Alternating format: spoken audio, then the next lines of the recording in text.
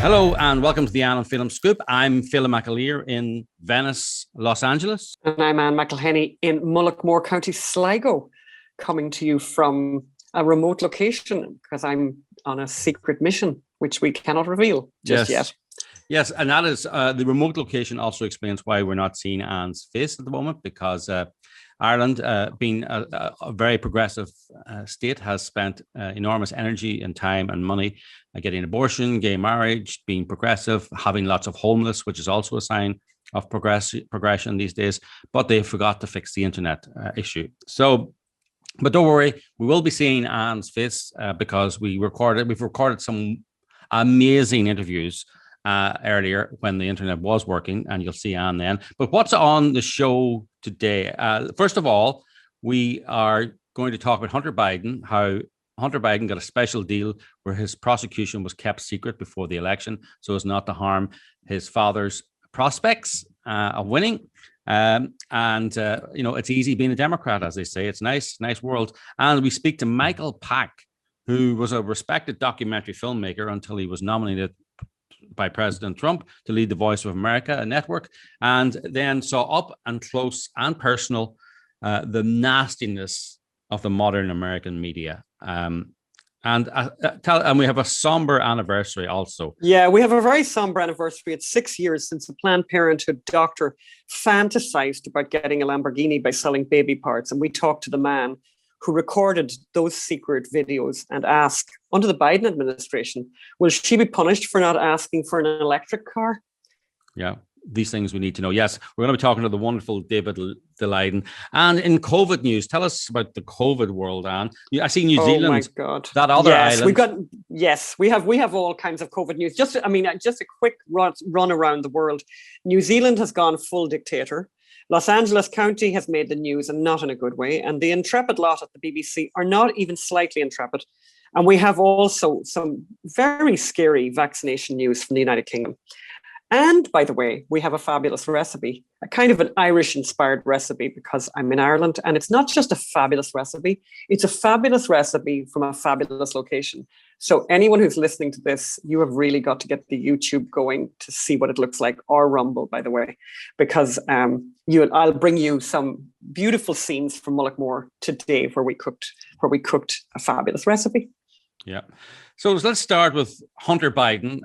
And if you needed to know why we're making the Hunter Biden movie, every week provides you with new and fresh evidence. So we're making the Hunter Biden movie, mysonhunter.com. We're going to be filming, it's going ahead, but we need your help to do it. We've raised almost $1 million now. I think we're $5,000 short of $1 million. Someone, a very generous donor, has said if we hit $1 million, they'll give us $25,000 to bump that up. So please give what you can, help us hit that $1 million, and then we'll get that extra 25,000 bonus. The media has covered this story up, but now we've learned prosecutors covered this story up. He's been investigated by the Delaware U.S. attorney, and it turns out that back before the election, they were at the stage where they should have been issuing subpoenas, they should have been summoning witnesses, they should have been asking for records. But that would have let people know that the son of the presidential candidate was being investigated for fraud, corruption, and corruption that went to the very heart of Joe Biden's presidential administration, i.e. right up to Joe Biden, the big guy. And so what did the U.S. attorney do? Did he fearlessly go where the evidence took him? Did he fearlessly go and say, I don't care about politics, I'm just the guy who wants the truth? No, he stopped the investigation so it wouldn't be public, and he stopped asking for papers. He probably allowed Hunter Biden to destroy documents, to destroy evidence. He allowed people to flee, do whatever they needed to do so that it wouldn't affect the election. It's really nice being a Democrat, and this investigation is still ongoing, and Politico wrote this story in a very understated way. And then I love the bit, they always have this bit in these pieces about the prosecutor, and they actually use this phrase, about these Washington people. They said he's a straight shooter. And when the swamp tells you someone is a straight shooter, that means that they are part and parcel of the swamp, and Hunter Biden will walk. So this is why we need to get this movie out, to keep the pressure on. So the vast majority of American people, the American media didn't cover this story. They covered it up. They suppressed it. They didn't cover the laptop that was genuine. They suppressed it. That's why making this movie is really important. And that's why we need your help. One of the parts of that story that I find amazing is the fact that the US attorney, David Weiss, who's the one who decided not to pursue this investigation. I mean, really disturbing to read that he was an appointee. He was a President Donald Trump appointed US attorney Weiss, who was appointed to this position in Delaware on the recommendation of 2 Democrat senators. And I'm thinking, bipartisanship is not a great idea. It apparently is not a great idea when that sort of thing happens. I just thought that was an extraordinary part of the story. And it just shows you what, everyone gives out about Trump. And this is what he ended up doing. He actually took the advice of 2 Democrats from Delaware to decide on who would be the U.S. attorney for the state of Delaware. Unbelievable. As I always say, bipartisanship just means Democrat. It means Republicans caving to Democrats. Democrats never cave to Republicans in the spirit of bipartisanship. But, so please go give what you can. I know people have you've been very generous, but if you've been listening to this podcast and listening to, it just gets worse and worse every week. Hunter Biden and his art exhibition, Hunter Biden and his paintings, Hunter Biden, his paintings are going to be sold for 500,000 and the buyers are going to be kept anonymous. Perfect opportunity for bribery. So please give what you can to mysonhunter.com. Now we're going to go and speak to a victim of the swamp justice, Michael Pack, a brilliant documentary filmmaker and a patriot and a journalist. Let's go over now and hear. We recorded this interview earlier when Anne's internet was working, so you can see Anne's picture, beautiful face in beautiful Ireland. And let's go over now and to that interview with Michael Pack. So welcome to the show, Michael Pack. Good to see you. Thank you. We first met Michael.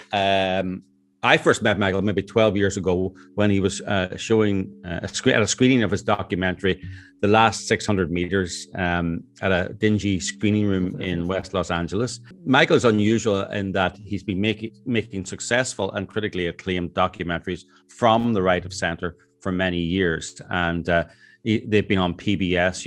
You've seen many of them, and he was kept getting invited back to make more. So they must have liked it, and it must have been successful. And obviously, there's a market for it. We all know that.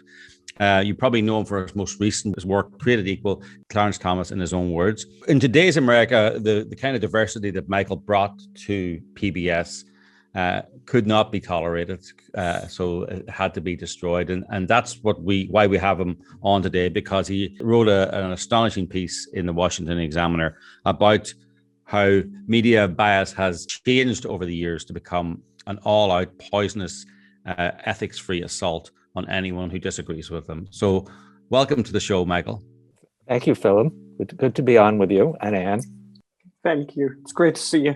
Yeah, it's a really great piece, Michael. And you tell the story of what happened to you when you got appointed by the Trump administration to be the CEO of what we know as the Voice of America. Is that the right way of me describing it?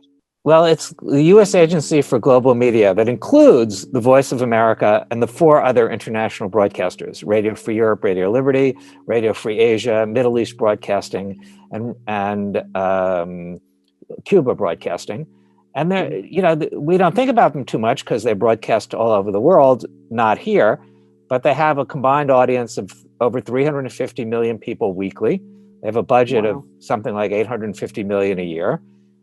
They consider themselves as a group among the biggest broadcasters in the world. So there were a lot of people who, for a long time, the progressives, the left, sort of controlled that organization, and they were not happy when Donald Trump got to appoint a CEO, to put it mildly, and that was me. And as Philip implied, I took a lot of heat from the day that the White House indicated they wanted me to the day till today. Actually, there was an editorial just this past week still attacking me in the Washington Post, an editorial. I mean, the sort of intensity of effort was it's incredible. As you say, the intensity of effort. And you were in the position for 8 months, and I think you said you in that time, the Washington Post wrote about you 44 times. Am I wrong about that? 44?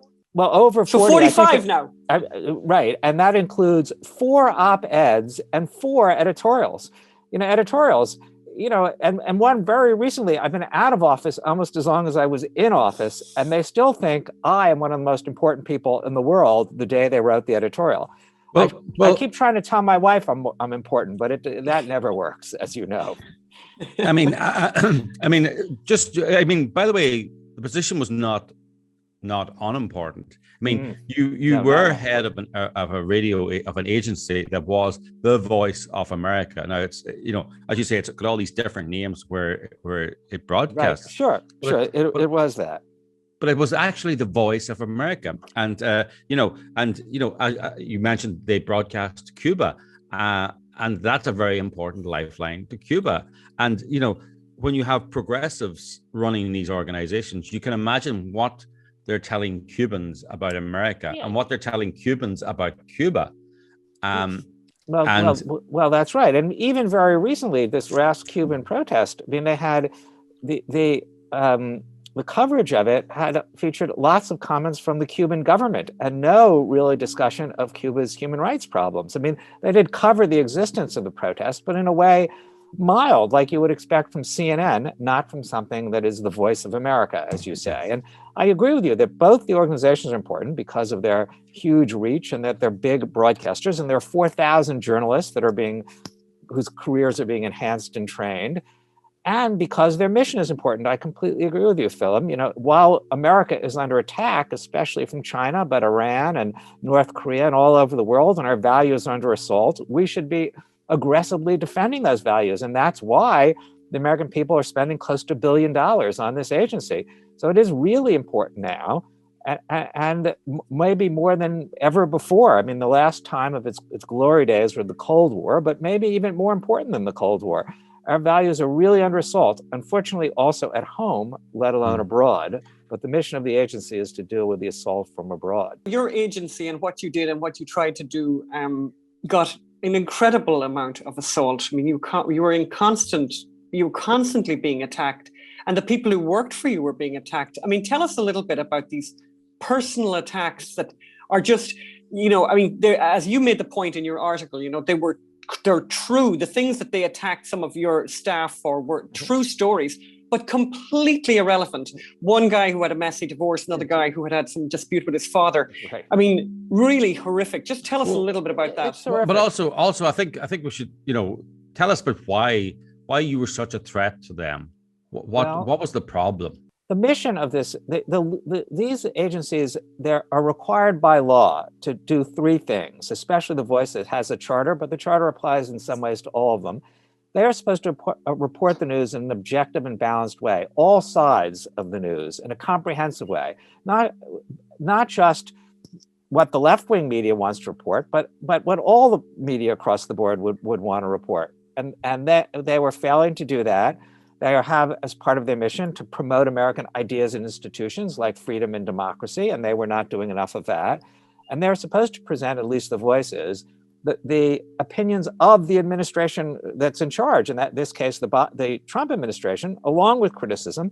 But if you're in, say Africa, and you're listening to the Voice of America, you should expect to hear what the Trump position is in Africa.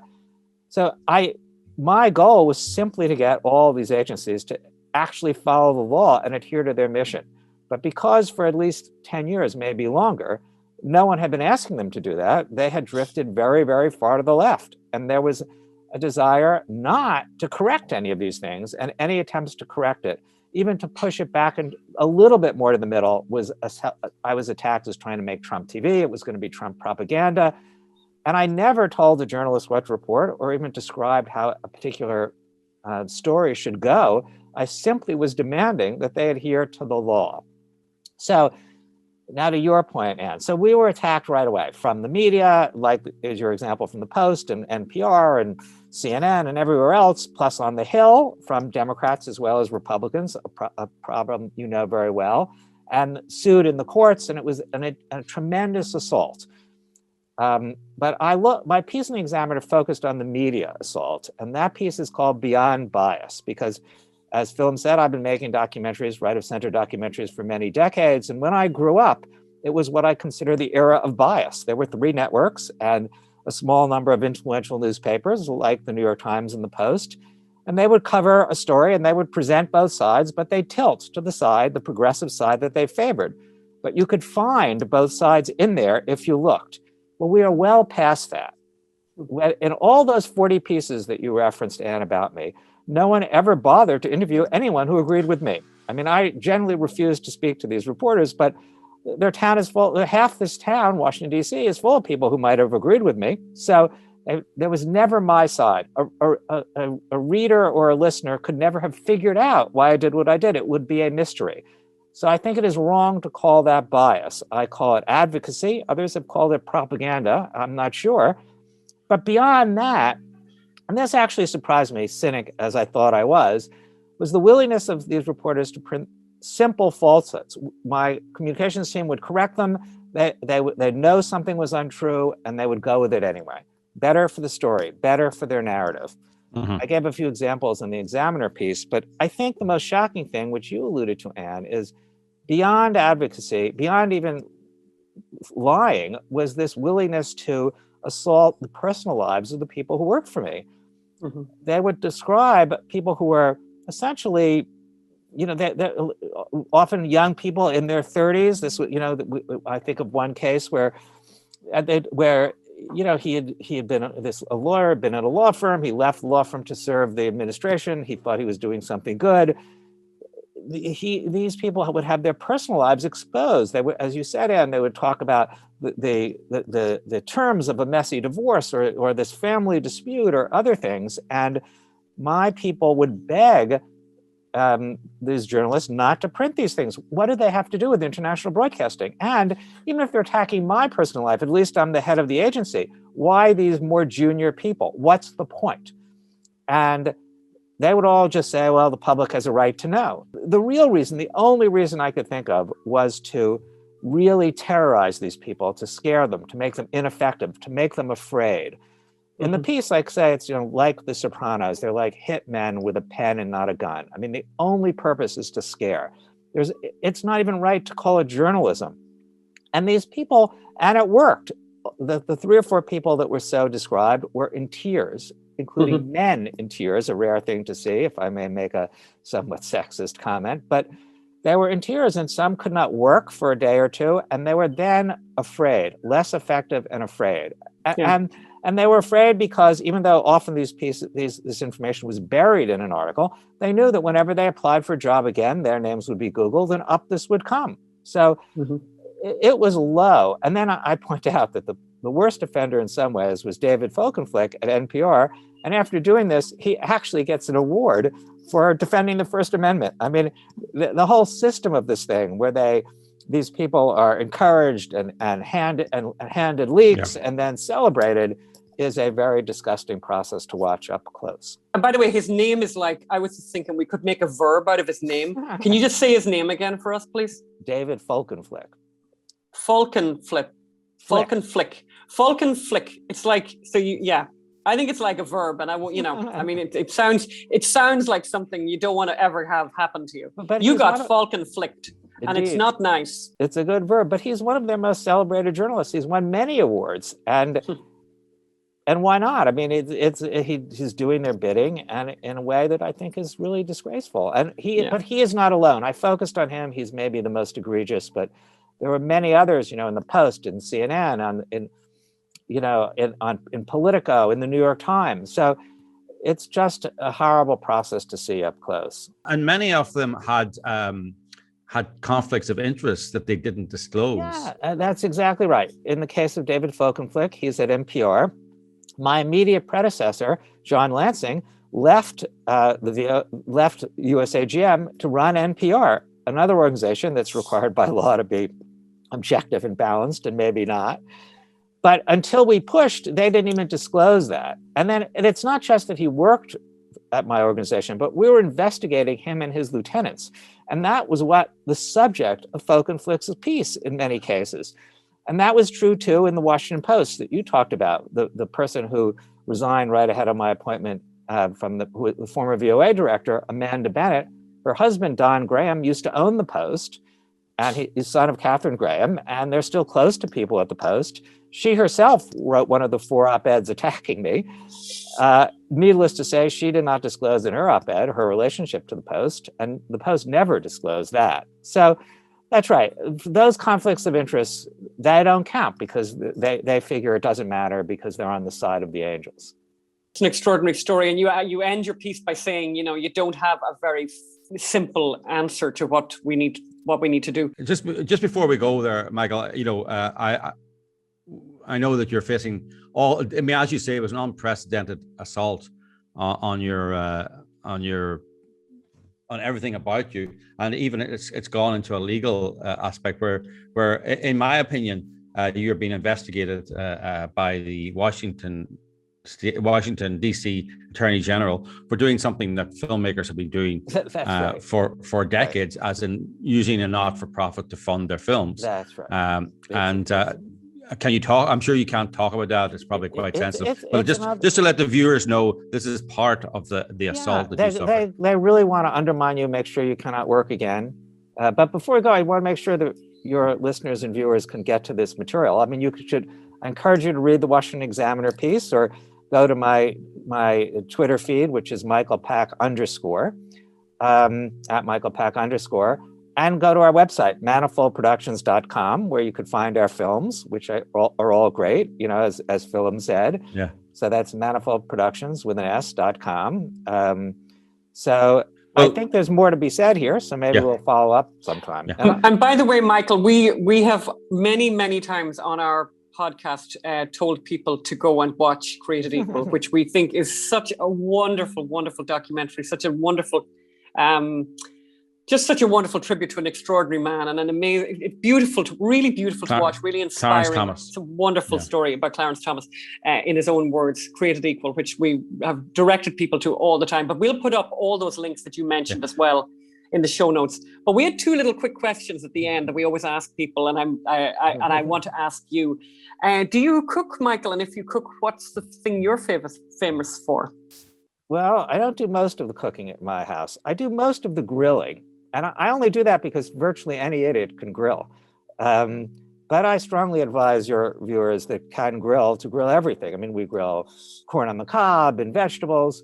Grilling is easy. So I do that. It's easy, any idiot can do it, and you get a lot of credit for it. So that's sort of my cooking part of my house. I like that. I like the sound of that. And then we ask people for a piece of art, something that is important to them, that matters a great deal to them, that they would share, so that our listeners or viewers could look that up as well. Well, I'm always looking to sort of Shakespeare and the Bible for guidance, but I recently reread Socrates' Apology, his defense by Plato, and I think that's a pretty useful thing at the moment. I mean, I read it because the point Socrates makes is that the Delphic oracle said he was the wisest person in Athens, but he was only wise in that he knew he was not wise. And that is what all these people that are attacking me do not know. I mean, they think they know enough, they think, to break all these ethical laws because they know they're right. But they need this epistemological modesty that was the beginning of the philosophical tradition in the West. They don't know all those things. And that really is why we don't have an all-powerful government. If a whole small group of people did know everything, why not give them the power to run everything? But it's because we don't know, and we are all struggling to find, as best we can, the meaning of the universe, and our struggles are always inadequate, that we cannot do that. So I thought it was a useful thing to look at, and it gave me some inspiration recently. Okay, well, thank you for sharing that with us. And thank you for your time today. This was really great, Michael. Thank you. Thank you, Anne and Philip. Great to be with you. Thanks, Michael. That was really great. Yeah, that's and what happens. I really hope we get to talk to him again quite soon, Yeah, I hope we get to make films with Michael Pack. I'd love to do more with really good people who are genuine about telling the truth, and you should go and read his piece in the Washington Examiner. It's when you're reading it, it's only skirting the surface. So Talking about... And then the other thing that you need to do is that you really need to watch Created Equal, the Clarence Thomas documentary. It's absolutely extraordinary. But talking about great people, extraordinary people, amazing people, there was an interesting, a horrible anniversary we've just passed a horrible anniversary where 6 years ago, our dear friend, David Daleiden, had revealed these extraordinary videos exposing the horrific and, like you talk about a horror show of what Planned Parenthood do, what they think, what they're up to, particularly in the sale of baby body parts. And we're going to talk to David right now. Well, especially what they're up to when they think no one's listening. So, let's go over now to the interview we did with David just a few moments ago. Let's hear that interview now. And welcome, David. David's a great friend of ours on the show, and in my opinion, one of the greatest journalists working in America today.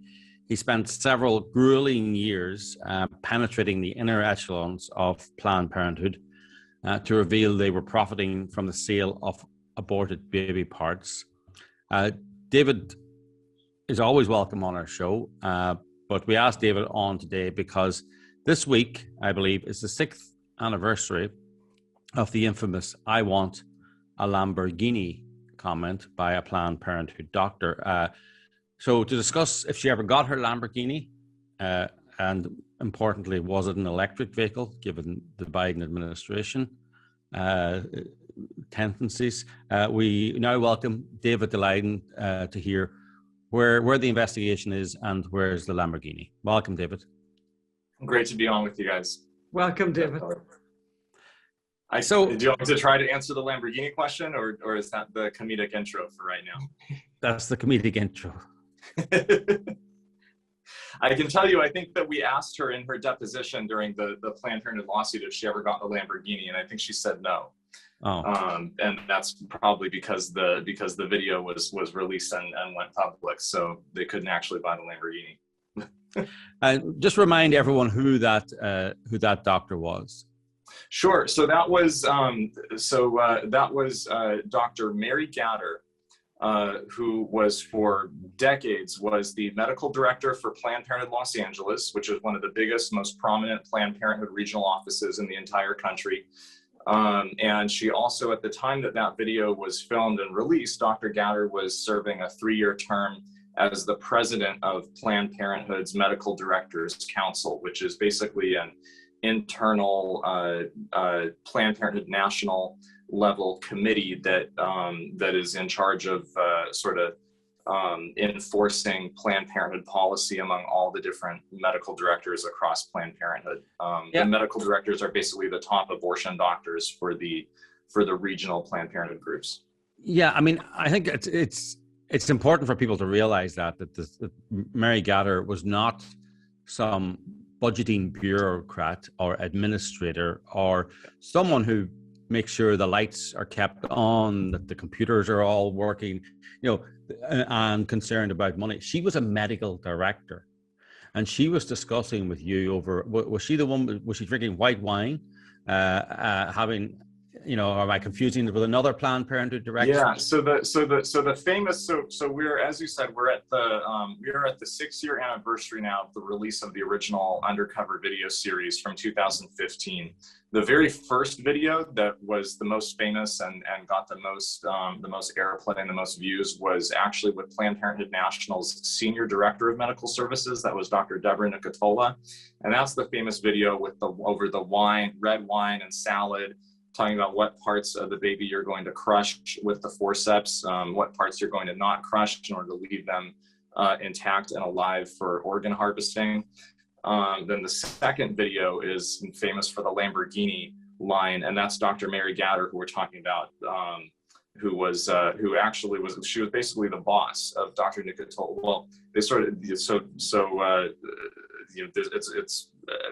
it's complicated the way that Planned Parenthood works, because there's these, there's the national office and then there's these regional offices. So on the regional level, Dr. Gatter was responsible for Dr. Nicotola because Gatter was the head of the Los Angeles office, and Nicotola was practicing clinically in Los Angeles.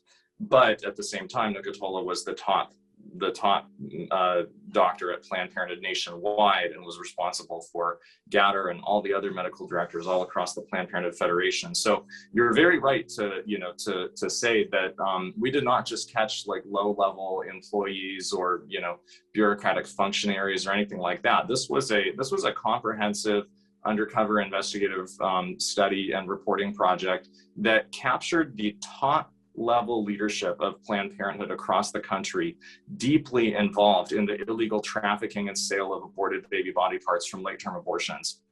And it's precisely because we caught their top people. We didn't just catch, one bad barnacle on the boat somewhere, or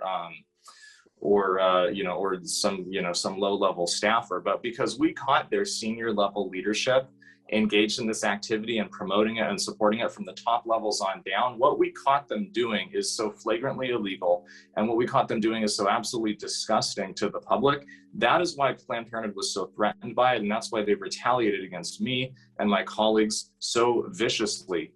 And that's why it's still going on, and it's still an issue. Fetal trafficking has not stopped. Government-sponsored fetal experimentation hasn't stopped in the past 5 years. The Biden-Harris people are certainly trying to ramp it up right now. And Planned Parenthood is still right in the thick of it at some of their biggest abortion facilities across the country. They're still carrying on as if nothing had happened. I was going to say, there is some, really good news in the past 6 years, right? Three of the different baby parts companies that Planned Parenthood was working with in Southern California have all been shut down since the release of the videos. That's Novogenics Laboratories, which is the one they were selling to in Los Angeles, as well as the Da Vinci companies, Da Vinci Biosciences and DB Biologics. These are two companies that we only were able to discover because my team and I went undercover at a Planned Parenthood medical directors meeting. We got seated next to the Orange County medical director, Dr. Jennifer Russo, and I said, so, who are you working with? And she said, oh, it's Da Vinci. And that was nobody had ever heard of Da Vinci Biosciences before. We got the name by going undercover, discovered them, found out more stuff about them, how they were making major financial contributions to Planned Parenthood Orange County, how they were talking about getting late-term fetuses delivered to them apparently via medication abortion. That would be delivering an intact fetus alive. Dr. Russo said they were not killing them ahead of time with digoxin and that they were trying to get them as whole as possible for Da Vinci. And so the Orange County District Attorney did a full investigation and shut down those two companies in a $7.8 million settlement where they actually admitted, it was a plea deal basically, they admitted to illegally selling baby body parts from Planned Parenthood in Southern California. And then just recently, as recently as this year, for the past several years now, there's been this big controversy in the state of Texas, where Texas, totally based on my undercover footage, terminated the entire Planned Parenthood network from Texas Medicaid funding. So this was the final big defunding of Planned Parenthood in Texas of taxpayer dollars. And Planned Parenthood sued the state of Texas in federal court. They said, no, you can't defund based on the videos. The videos are fake. The videos are edited. That doesn't count. And it went up to the Federal Fifth Circuit Court of Appeals twice. The Federal Fifth Circuit twice affirmed the state of Texas and said that my undercover footage was a reliable and accurate basis on which to disqualify Planned Parenthood from taxpayer funding. And finally, on May 13th of just this year, Planned Parenthood dropped that lawsuit in the state of Texas. So they have surrendered to defunding based on their wrongdoing that's captured on my undercover footage. And this is a terrible precedent for Planned Parenthood that they are surrendering to it, and they no longer contest in a court of law that my undercover videos show them engaged in violations of medical ethics and standards in their baby body parts trafficking programs. How is Planned Parenthood? Are they surviving financially now, or do you have any inclination how much this has damaged them? Are they on the ropes or not? Did abortions increase or decrease during the pandemic? Yeah, from what we can tell from the numbers, I mean, the numbers make it look like Planned Parenthood is still operating in full swing, just as merrily as they ever did before. Their overall government funding has increased over the past several years because they have been billing more and more, primarily in Medicaid, billing more and more over the past couple of years, if not necessarily in Texas, certainly in different places. And their abortion numbers have also increased, even as nationwide, the abortion numbers are plummeting and have been plummeting for the past 10 years all across the United States. Planned Parenthood's numbers have still been increasing. So, we're really, the latest numbers haven't come out for the past couple of years yet, but I wouldn't be surprised if in the next year or so, we get the news that there's only about 750,000 abortions a year left in the United States, which is still a lot, but that's half of what it was when I first started getting involved in pro-life work. And, but if we find out that, there's 750,000 abortions a year in America now, and Planned Parenthood is responsible for fully half of them, that's probably what the situation is going to look like right now. There are a lot of, there's a lot of interesting developments over the past year with Planned Parenthood in terms of their organization, in terms of their leadership and some of their policies. They've cycled through 3 different CEOs in the past 6 years. So they're sort of, one of them only made it 8 months, I think, right? Everybody remembers Dr. Leana Wen. Very unusual circumstances. She was sort of forced out by the board very quickly. The Washington Post at the time had a really interesting headline where the big headline on the Washington Post was Planned Parenthood, head forced out at 8 months. And it's that's sort of it makes you wonder, what did they know that they're, not quite saying, but the headline says it all. But it's very odd. They forced the CEO out that they had just made such a fanfare about 8 months prior, and then they tried to act like nothing had happened. It was the most psychopathic thing ever. They just tried to act like, oh, what do you mean we don't have a CEO? We have a brand new CEO. I don't know, very strange. Then this new CEO, the latest one, CEO number 3, since my videos, just a couple months ago published this big op-ed in the New York Times saying that we have to reckon with and apologize for the racism of Margaret Sanger, the founder of Planned Parenthood. This is the first time in 100 years that Planned Parenthood admitted that they were founded on Nazi-style eugenics and racism, and that they perpetuate racial injustice and systemic racial injustice in our society.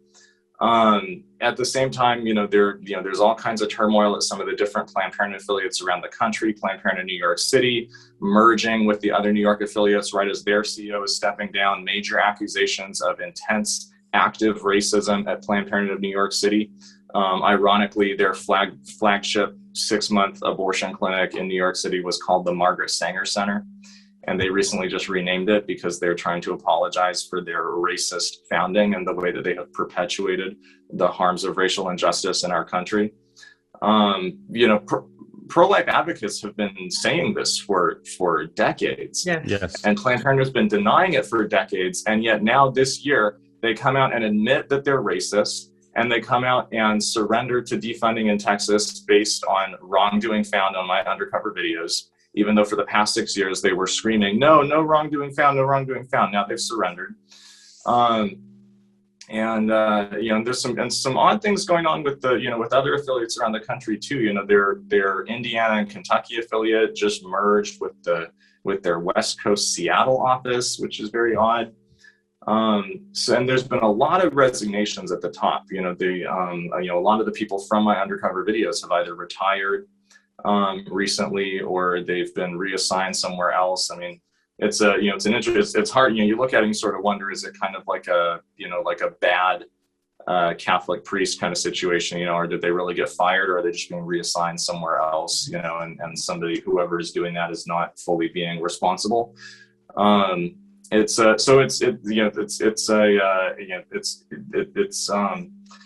very frustrating that we haven't seen more accountability and more, frankly, justice under the law for Planned Parenthood.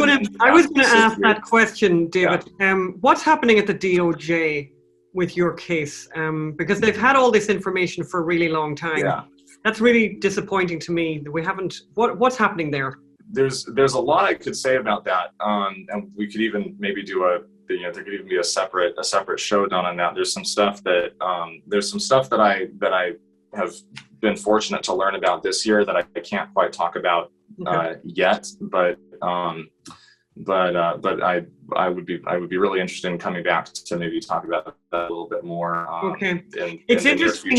It's interesting at the moment. It's interesting at the moment in Ireland. By the way, there was just a big report, like in the last couple of days, about some intrepid reporters who animal activist type people who have filmed, and they've gone into this animal processing plant where they have taken these horses that used to be race horses and are treated very badly, which I think, by the way, is horrible, awful.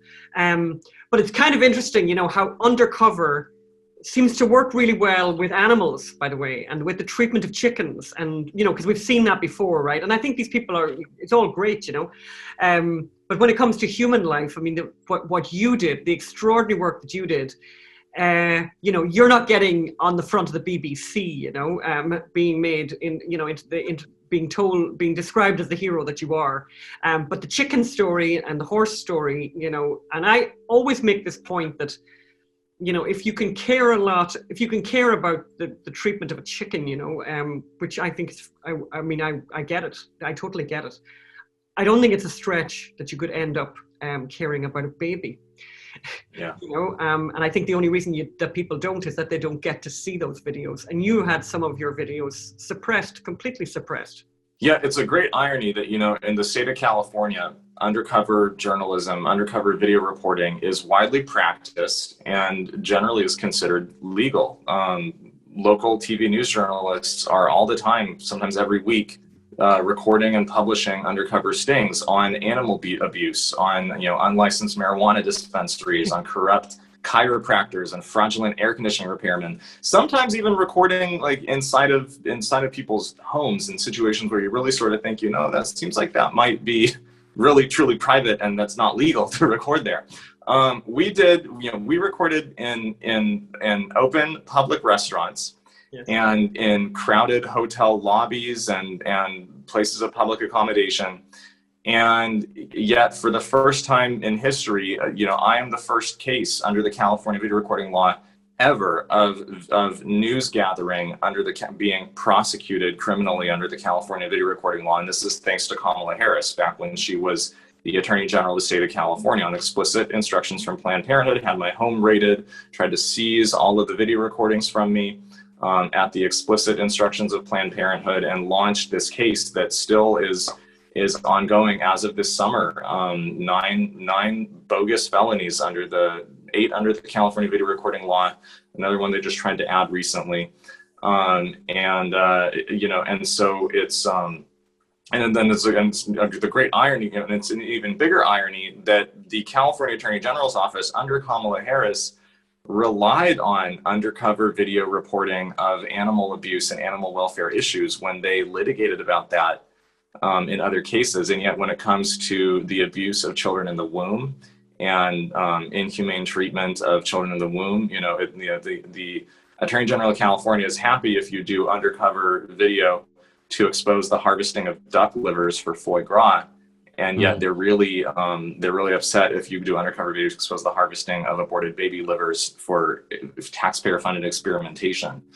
So it's wild. It's very wild. It's the Wild West out here, and not in and the media is completely silent, even though this, in theory, is going to destroy their business model, destroy their journalistic model. But of course, they know it won't, because they're doing good undercover journalism.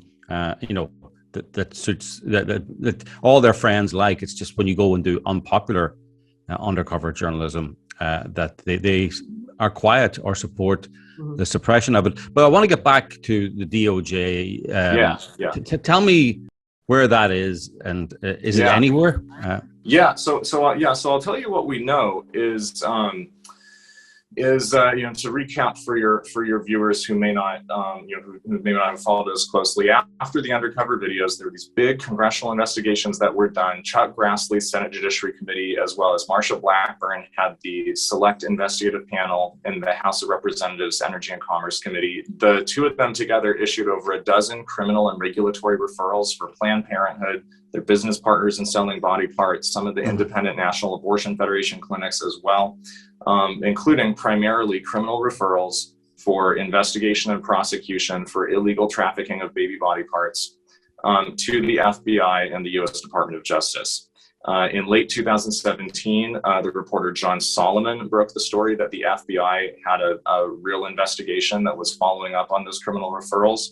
And in December 2017, that is when the Jeff Sessions Department of Justice sent a letter to the Senate Judiciary Committee announcing that they were opening a criminal investigation. And that's the exact same week is when the plea deal with the Da Vinci companies was made public. Since then, there have been numerous requests from congressional leadership for an update from the DOJ and the FBI. The most recent one was in 2019. We've not been told publicly yet what kind of response the FBI or the DOJ gave to them, if any.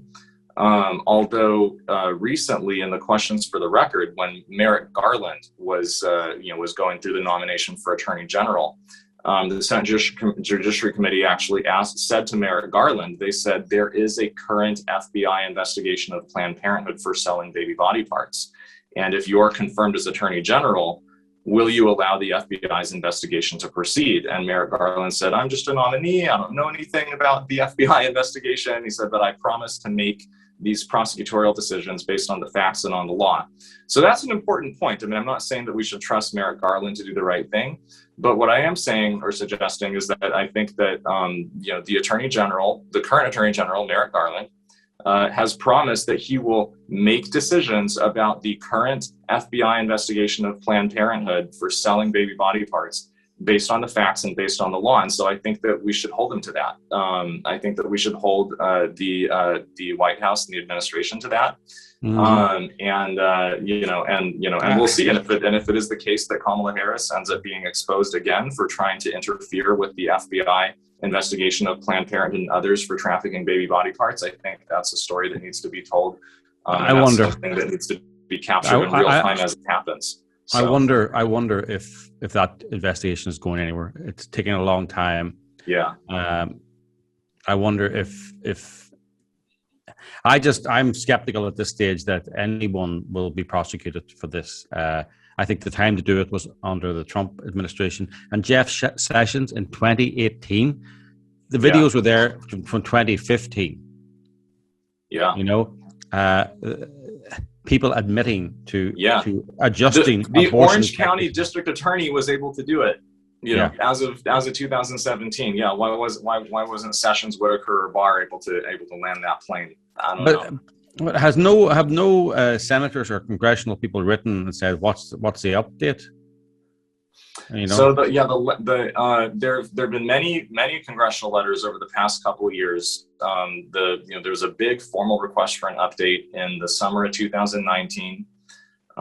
There were further requests in the beginning part of 2020, in the spring and in the early summer of 2020, just last year, because we were finding out about all of the PPP loan fraud.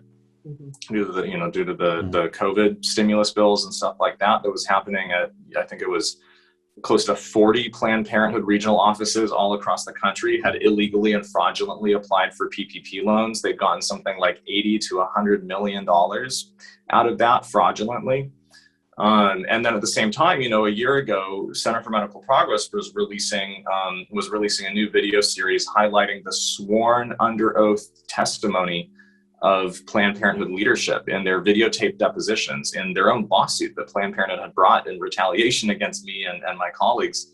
And they admitted in their depositions that they were illegally trafficking baby body parts on a quid pro quo basis against the law. They were using partial birth abortions. They even admitted to cases of infanticide. And this is all captured in their sworn under oath testimony, backed up by the documents that they produced. And so, so there were calls and there were inquiries from senators and congressmen again to the DOJ and the FBI last year, trying to find out what the status of this was. I think people need to know, right? This is not just your videos, right? The congressional report is a shocking document. There in the index, there are actual receipts and invoices. And when I say invoices, I mean actual invoices. Like we don't send out as professional invoice as they do. I mean, it was a proper invoice, and like literally, it's truly shocking to see this. Skin of a Down syndrome baby, $300. Yeah.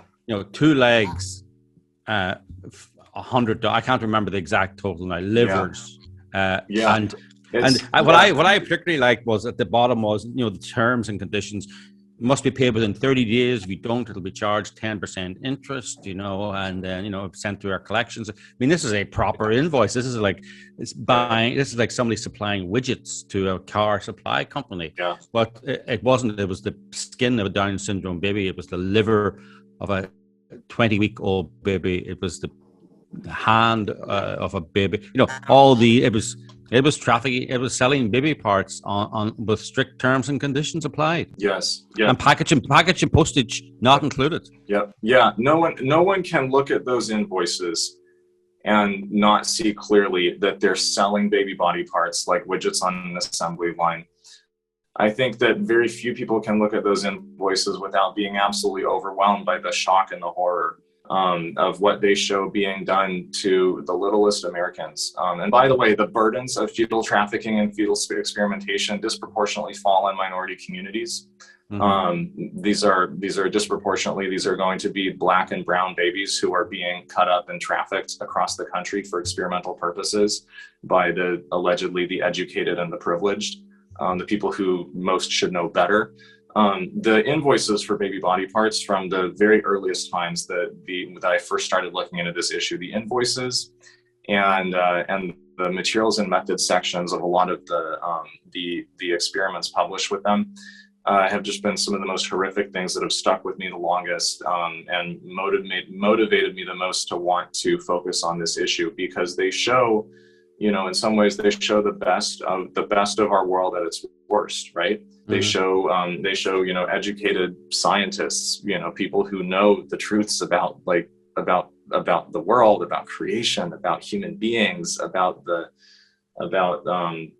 our relationship to each other, just in the big human family. It shows them buying and selling the body parts of little children as if they have a right to them. Talking about the invoices with the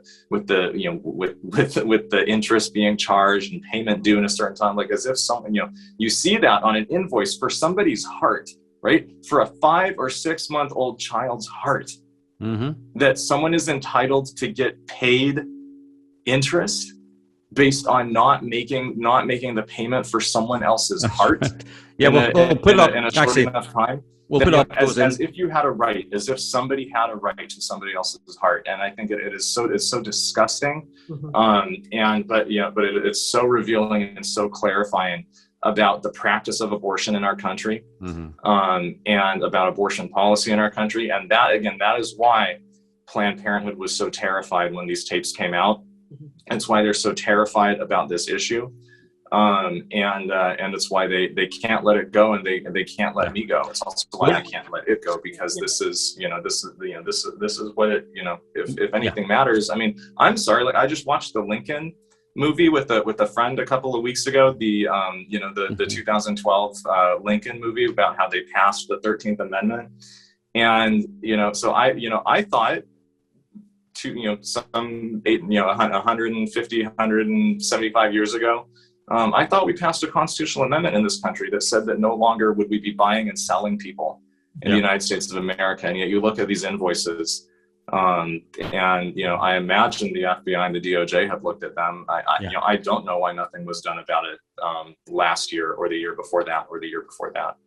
If you haven't seen these invoices, you won't believe them, right? And it's not actually it's not the extraordinary nature of them. It's the banality of them, actually. It's the ordinary of, you've seen invoices like when you go to Home Depot, or maybe not because it's all computerized, but when you go to Home Depot, or you go to your local hardware store or something like that, you get an invoice just like this. Or if you buy something on an account there, you get an invoice just like this. But it's not a piece of plywood. It's a baby's heart. It's a baby's skin. It's a baby's leg. And the amazing thing too was this, it wasn't between two people. This went into accounts payable. This went into the courier firms. This went into the ethics committees at these universities and hospitals. This went down to administration, and many people. So the invoice has to go to the accounts. It has to be paid by the people who pay it. It has to be verified by the supervisor in the accounts department. It has to be looked at by the accountant and the bookkeeper. Then it has to be audited by the auditor. So it's like there's a lot of people who are in the know, but what you did, David, was just so incredible too, because I think their survival is based on doing things in the dark. Their whole survival, their whole business model is based on doing things in the dark. And you did not allow them to do that. You shone a really, really bright light, and you let them speak. You let them, in their own words, tell how they do things, how they think about things, how they think about children. And it's so damning and it's so powerful. And if there was any justice in the world, you'd be getting a Pulitzer Prize, and you'd have gotten many of them. Yes. It's amazing to me. I was thinking of another story, a few years ago, some kid somewhere who was like 7 years old, you probably know this, wrote a little blog about, he was really worried about plastic straws. And I don't know if you know that. It was a child that wrote about that and came up with some mad number about how many straws were being produced or whatever. And the whole world stopped using plastic straws because that story went everywhere. Just imagine if your story had gotten the same coverage, what would have happened to the whole world? And that's what we're all trying to do here. This is what we're trying to do, is get these stories out there, because this is an incredible service that you've done, David. You're a national hero as far as I'm concerned. Thank you. And you know that I think that.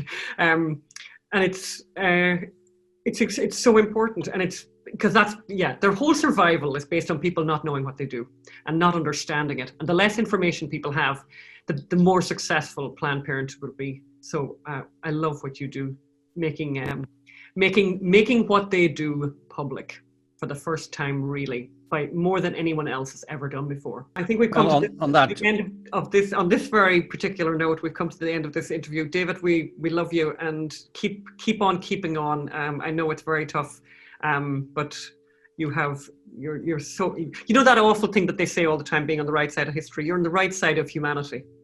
You're on the right side of right and good. Can I just say, I mean, we didn't even get talking really about his legal woes. I mean, there was a court case which we covered in detail up in San Francisco, where he was sued civilly by Planned Parenthood, and sued by the judge as well. The judge sort of joined Planned Parenthood in the lawsuit, and the jury found against you. And I don't know how many gazillions they said you owed Planned Parenthood. And you're facing felony charges here in California. I mean, the ultimate irony is we went to see. I can't remember what it was. We met at the gates of the White House. Was it to go and see the Gosnell movie when it was being screened in? We met at the gates of the White House. This happened multiple times actually. Yes, and David arrives up to the White House gate, and when they look at his invitation, he's told he can't enter the White House without an escort because of pending felony charges.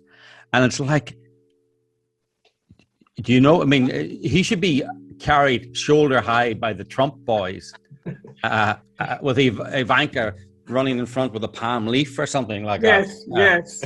Rather than having to be escorted like some naughty school child, only much more serious than that. But that is the way the swamp works, and that's why I'm hoping that the DOJ will do the right thing. I don't think it will, but maybe it will. We're gonna watch that. We're gonna watch that story, and we'll be talking to David again because we're all over this thing. Yeah. So that's Okay. okay. Yes, that's it. We have to stop now because we're running out of time for today. But we'll talk to you again soon, David. Thanks so much. Thank you, David. Great. It's great to be with you guys. Talk to you soon. So there you go. What a great journalist. Actually, that's what I always think coming off David. He's all these blowhard journalists in DC and around America and around the world giving each other awards for printing fake stories and hiring each other fresh off one hoax from another. And it's they wouldn't know one end of journalism from the other, and they should, rather than persecuting David Daleiden, they should be offering him a job. He should be head of their investigative unit, but they don't want that because that would make their friends feel uncomfortable. So, I sort of look at kind of what's going on around the world with COVID. And I thought we'd start by having a look at this little video here from the Premier of New Zealand. And it's, she's just basically gone full dictator. Let's watch this video. It's unbelievable. We'll share with you the most up-to-date information daily. You can trust us as a source of that information. You can also trust the Director General of Health and the Ministry of Health. For that information, do feel free to visit at any time to clarify any rumour you may hear. Otherwise, dismiss anything else. We will continue to be your single source of truth. We will provide information frequently. We will share everything we can. And when you see those messages, remember that unless you hear it from us, it is not the truth. My favorite line from that video, by the way, is, "We will continue to be your single source of truth." What does that sound like, Phelim? What does that remind you of? 1984, No, I mean, it's Mussolini, 𝙁𝙤𝙘𝙀𝙀𝙀, one leader, one truth. It's a classic fascist declaration. We are the truth. We are a communist declaration. There is nothing but the party. And we'll be your single source of truth. Even if you take a benevolent view of government, government is wrong all the time. Human beings are wrong all the time. They're not a source of truth. They're a source of, the best minds of the time, maybe in government, sprinkled with a generous sprinkling of politics on top of that. And invariably the truth gets distorted. We just have to look at Boris Johnson. I mean, what's coming out of the UK is incredible. I know we're going to talk about it later on, but we were told that the vaccinations meant that you wouldn't get COVID, and that was the truth. And now we're told, no, we never said that. And it's like, yes, you did.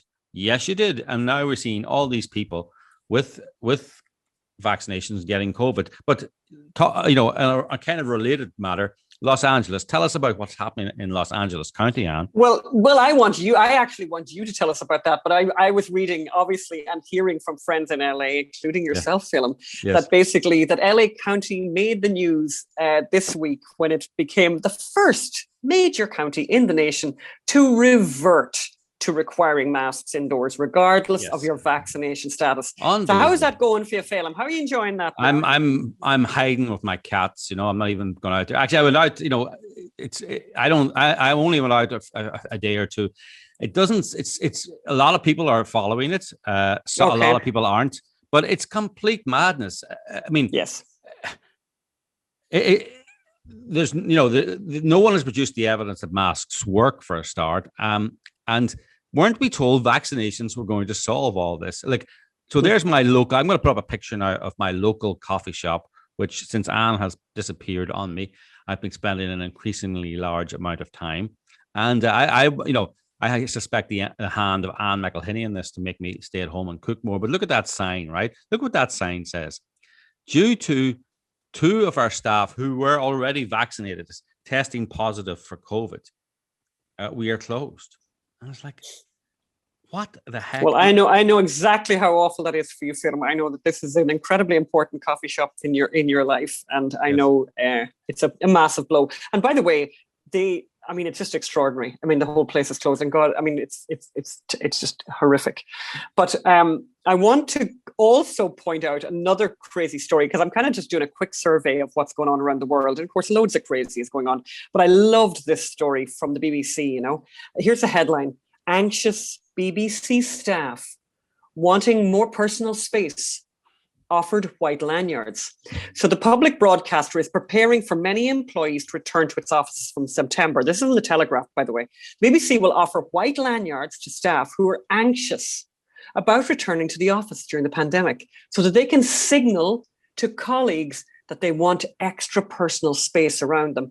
And you know what it made me think of, Phil? It made me think, we've come a long way from Churchill's Britain. We shall fight them on the beaches. We shall fight them on the landing grounds. We shall fight in the fields and in the streets. We shall fight in the hills. We shall never surrender. And even if, which I do not for a moment believe, this island or a large part of it were subjected and starving, then our empire beyond the seas, and on and on and on. I'm just thinking, but now you have the people at the intrepid people at the BBC who are needing more personal space. So they're going to wear a lanyard, and the lanyard basically tells you, oh my God, I need personal space now.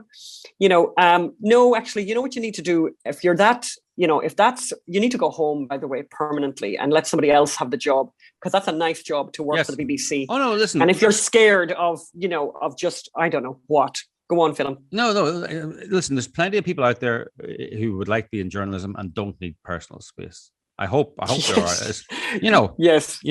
I mean, the very essence of journalism. I mean, I remember reading someone and they said, how to train journalists. Forget about college. Or colleges should just take trainee journalists and put them standing outside a doorway in a crowd in the cold for 8 hours. And then after 8 hours is over, someone should open the door and say, we're just going to announce we're not making any comment tonight. And then they have to go off and have 2 hours to write a story. Right? Yes. Because that is an awful lot of journalism. I've heard this challenge of yours before. A horrible prospect. But yes, I mean, these complainers in the BBC, when they've got these, as my mother used to say, beautiful, permanent, pensionable jobs. Yes. And this is the kind of thing they're going to walk around with these lanyards. But it's not the only disturbing story from the UK, by the way. The other one that I had from our friends at Lockdown Skeptics, Toby Young's site, amazing headline that he had, which is infections in the vaccinated overtake those in the unvaccinated for the first time. Yeah. And there's a graph that was supplied, has been up until now being supplied on, from, Health England or whatever. And they've stopped providing the graph now because, of course, the story isn't suiting them. I think we need to be very clear about what this means. So the head of the CDC recently said that COVID is now a disease of the unvaccinated, right? Which, kind of makes sense if the vaccine is a vaccine. It turns out, and as look at my restaurant, the Great White there, as I call it, the White Whale. Two members of staff who have been vaccinated have tested positive. And whilst I was standing there in absolute horror, looking at that sign, two other people came up to me, and both of them told me stories about their friends who have been vaccinated and had been tested positive. And then I get home and I see the news from the BBC about Boris Johnson, his chancellor, who's also been vaccinated, has tested positive. And well, it's actually his health secretary. So it's Sajid Javid, who's the health secretary. He used to be chancellor. Tested positive. Exactly, has tested positive for SARS despite being vaccinated, and he's far from alone from COVID. The latest ZOE data, obviously it's the British data site, as of July the 12th, infections in the vaccinated with at least one dose in the UK now outnumber those in the unvaccinated. Just an extraordinary and disturbing story. But look at Boris Johnson's reaction to it. Because he was in close contact with it. I mean, first of all, he tried to use a loophole to not self-isolate because he's part of some pilot program that nobody knew about so it was basically the politicians setting up a little side deal for themselves where they don't have to follow the rules like everyone else. Sound familiar? But now he's self-isolating for 10 days, despite having had COVID and getting immunity from that, and despite having 2 jabs of a vaccine. So this is where we are. We were lied to about the vaccine. We were lied to. There's no doubt in my mind we were lied, not about whether it has side effects or anything like that. The jury is still out on that, but whether it has significant side effects. I assumed that when you get the vaccine that was you for at least a year, maybe 2. Now it's like, well, actually, no, it's, and by the way, the vaccine only really became prominent in December, January. So we're talking less than 6 months. I mean, and in the UK, the number of COVID cases in the vaccinated has now exceeded the number in unvaccinated. I mean, very disturbing. If those intrepid journalists in the BBC weren't so busy social distancing, they might actually get together and have a conversation and say, we should be covering this story because this is crazy. Because most people in the UK are looking at themselves going, this is crazy. This cannot be true. But there you go. There you go, and it's true. But we need something to get away from all the disturbing. I think we need to go to something very fabulous. Yes. So I have a very fabulous recipe. And now that you can't see me on this particular part of the podcast, you are going to see me now in splendid color this morning or today when I did this fabulous recipe. And I decided because I'm in Ireland, I should do scones. And I think it's important to say that if you're going to make a scone, you should pronounce it correctly. So scone rhymes with dawn, not with bone. Yes. So scone, yeah. I think that might be the most controversial thing anyone has said on this podcast. And I know certain people in Scotland listening to this right now, right, who may disagree with. I know lots of people. All they need to know, scone rhymes with dawn. That's all I'm going to say. Scone rhymes with dawn and does not rhyme with stone of scone. Correct. Yes. That's right. Just directed at one particular person in Scotland. So here's the recipe, and you'll see me in the kitchen of our home, and it looks all very gorgeous. And it was very beautifully filled with sunshine today. We have the most extraordinary weather. Here's what you need. You need 2 cups of cake flour, but I use regular all-purpose flour. You need a half a teaspoon of salt, 2 teaspoons of baking powder. This recipe will be up, by the way, on the website. 3 tablespoons of sugar, 5 tablespoons of cold butter cut into pieces. So this is an improvised food processor until the mixture resembles cornmeal. You see the way it's kind of cornmealy? That's what it's meant to look like. Perfect. Then you're going to add the 1 egg and just enough cream to form a slightly sticky dough. And if it's too sticky, add a little bit of flour, but very little. It should stick. And look at the way it comes together. What do you mean by sticky now, Anne? What does sticky mean for us? You know, it's like a little bit sticky to your hands. Like it's not, your hands aren't completely clean. You'll see the way I'm doing it there. A little bit of that stickiness on my fingers, but very little. And you keep that moving around. You see what it's got. Then you take that onto a slightly floored surface. See, I put some flour. I probably put a little bit too much flour there, and knead it once or twice and then press. You don't need a rolling pin. Just press it with your hand and make it about 3/4 of an inch in thickness there. You'll see that. And then don't bother getting a fancy, biscuit cutter.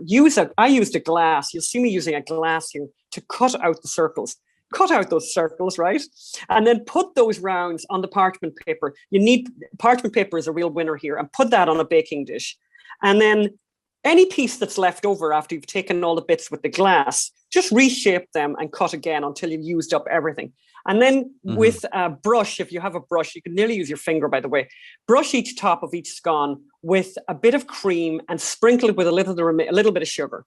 And then you're going to pop that in the oven. Now, you're popping that in the hot oven. Now, it's interesting. Mark Bittman now, and a lot of people criticized him here on the site, on the New York Times site about this.